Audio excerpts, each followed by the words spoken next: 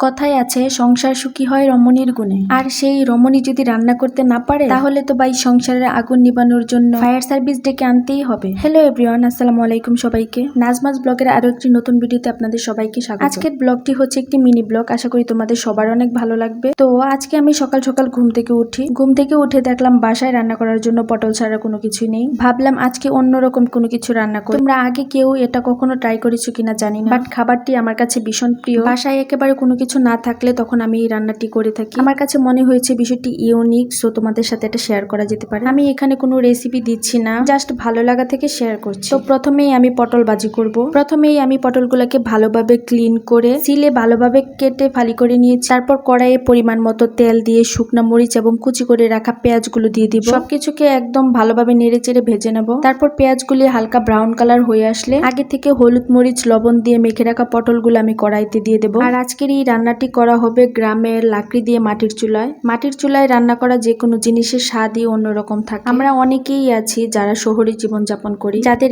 এখনো নোংরা মন মানসিকতা দেখতে পাওয়া যায়। যারা গ্রামগঞ্জে খেটে খাওয়া মানুষের জীবনযাত্রা চলাফেরা দেখে ভাবো তারা অশিক্ষিত মূর্খ, কারণ তারা খেটে খাওয়া মানুষ। তারা না অন্যেরটা খায়, না অন্যেরটা নিয়ে গসিপ করে। তোমরা এটা ভুলে যাও যে এই অশিক্ষিত মূর্খ খেটে খাওয়া মানুষ আছে বলেই আজ আমরা দুবেলা দুমুঠো ভাত শান্তিতে খেতে পারি। যাই হোক, আমাদের সমাজের কিছু মানুষের চিন্তা ভাবনা এখনো অনেক নিচু, আর এখান থেকে আমাদের বেরিয়ে আসা উচিত। তো এদিকে আমার পটল ভেজে নেওয়া কমপ্লিট। পটল বিভিন্ন ভাবে রান্না করে খাওয়া যায়, তো তোমরা কারা কিভাবে খেতে পছন্দ করো আমাকে কমেন্টস করে জানিও। তো এই হচ্ছে ইউনিক রেসিপি যেটা আজকে আমি তোমাদের দেখাতে চলেছি, যেটা হচ্ছে হলুদ বোনা। তো তার জন্য আমি প্রথমেই নিয়ে নিলাম পরিমাণ মতো হলুদের গুঁড়ো, সাথে দিয়ে দিব আদা বাটা, রসুন বাটা এবং কুচি করে রাখা কিছু পেঁয়াজ। তারপর এটাতে আমি পরিমাণ মতো লবণ এবং অল্প অল্প পানি দিয়ে আস্তে আস্তে ভালোভাবে মেখে নেব। একবারে পানি দেওয়ার দরকার নেই, আস্তে আস্তে পানি দিলে সেটা পরিমাণ মতো দেওয়া হবে। এদিকে আমি চুলায় কড়াই বসিয়ে পরিমাণ মতো তেল দিয়ে দিই। তেলটা সামান্য গরম হয়ে আসলে তাতে আমি কুচি করে রাখা পেঁয়াজগুলো দিয়ে দিই। তো পেঁয়াজটা আমি ভালোভাবে ভেজে নেব।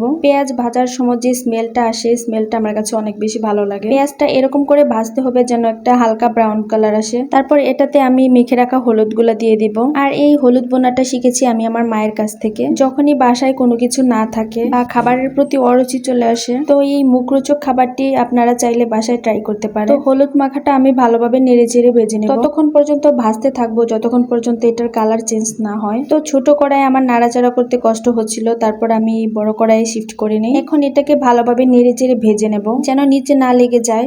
তারপর 2-3টা কাঁচামরিচের ফালি করে আমি দিয়ে দিচ্ছি যেন স্মেলটা আরো ভালো আসে। তো দেখতেই পাচ্ছেন আমার হলুদ বোনার কালারটা কত সুন্দর চেঞ্জ আসছে। আর এখন আমি এটাকে নামিয়ে নেব। দেখতেই কতটা ইয়ামি লাগছে, মাশাআল্লাহ, তাই না বলো? তো আজকের ভিডিওটি এই পর্যন্তই। সবাই ভালো থাকবেন, আর ভিডিওটি ভালো লাগলে অবশ্যই লাইক, কমেন্টস এন্ড সাবস্ক্রাইব করতে ভুলবেন না। And thanks for watching this videos. আল্লাহ হাফেজ।